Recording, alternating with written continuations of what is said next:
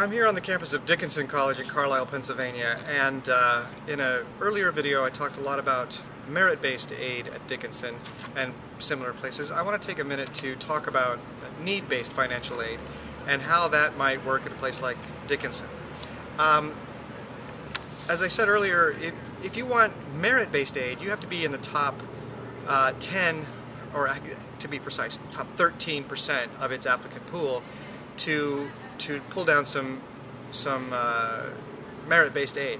But if you're looking for need-based aid, if you come from a background that is going to bring some diversity to Dickinson, it's very possible that you could pull down a very generous financial aid package.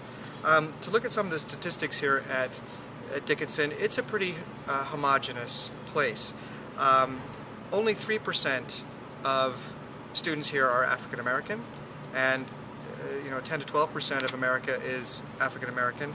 Hispanics, only 6%, and even Asian Americans are underrepresented here. 4% of the American population is Asian American, only 3% of the Dickinson population is Asian American.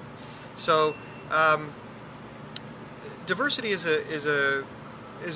I'm guessing, a very important goal here at Dickinson. And if you have a very high academic profile, if you fall into that top 10 to 25% of the applicant pool here at Dickinson, and you have a different background, you come from, maybe you're a first generation student, and you want to attend a small liberal arts college like this, and have the kinds of facilities and kinds of opportunities that are generally available only to the very wealthy, well, they're willing to pay. They're willing to pay a very good price to get you to come to this campus. So it's very important for the student of modest means to not close off the possibility of coming to a place like Dickinson. Now, you need to understand that Dickinson is relatively homogeneous. It's a pretty white place.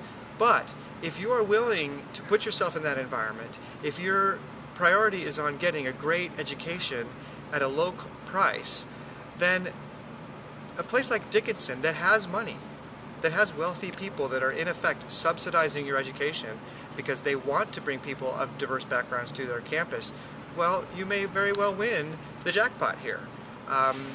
Again, if you're looking for merit aid, you need to be at the very top of their pool no matter what your income.